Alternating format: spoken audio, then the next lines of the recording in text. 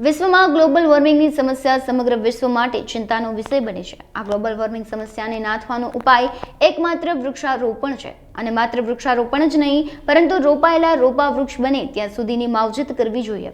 નાયબ વન સંરક્ષક હરેશ મકવાણાએ જણાવ્યું હતું કે કચ્છ જિલ્લામાં ચોમાસાની શરૂઆત થતાં જ જંગલ ખાતા દ્વારા નવા વૃક્ષો વાવેતર માટેની તમામ તૈયારીઓને આખરી ઓપ આપી દેવાયો છે।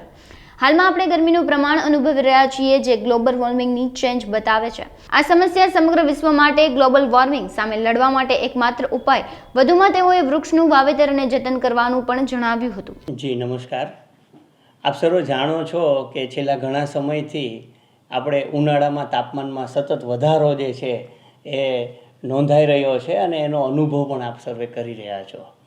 આજે તાપમાનનો વધારો જે છે એ ગ્લોબલ વોર્મિંગની અસરને કારણે આપણે અનુભવી રહ્યા છીએ। હવે આ જે ગ્લોબલ વોર્મિંગની જે અસરો છે એને જો આપણે નાથવી હોય તો આપણે સામૂહિક પ્રયત્ન કરવો પડશે।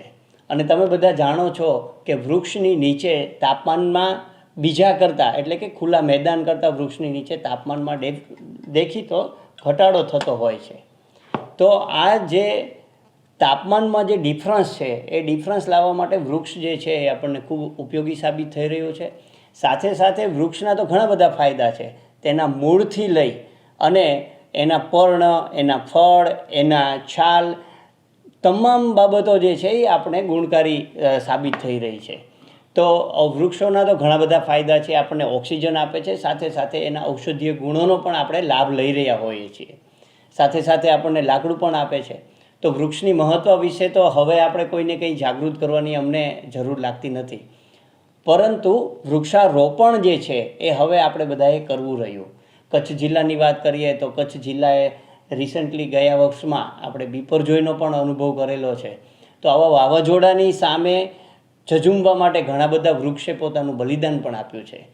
તો આ જે આપણને નુકસાન થયું છે એને રિકવરી કરવાનો હવે સમય આવી રહ્યો છે।